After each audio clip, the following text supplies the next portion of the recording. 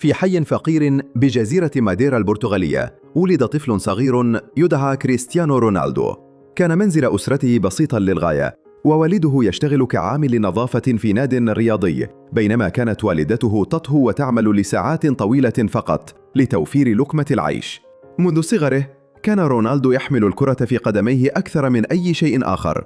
لم يكن يملك أحذية رياضية جيدة ولا ملاعب فخمة، لكنه كان يملك شيئاً واحداً: الإرادة. في سن 13 غادر رونالدو عائلته وسافر إلى العاصمة لشبونة من أجل حلمه.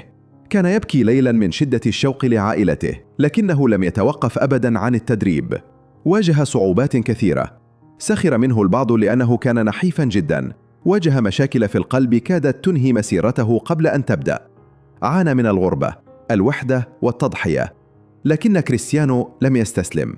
انطلقت مسيرته مع سبورتينغ لشبونة، ثم انتقل إلى مانشستر يونايتد وهو لا يزال شاباً، وهناك بدأ العالم يلاحظ موهبته الفريدة. مهاراته، سرعته، طموحه جعلت منه أحد أفضل اللاعبين في العالم.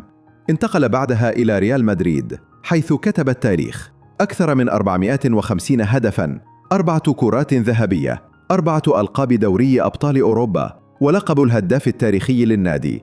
ثم انتقل إلى يوفنتوس، ثم عاد إلى مانشستر يونايتد، ثم إلى النصر السعودي، ومع ذلك لم يفقد شغفه أبداً.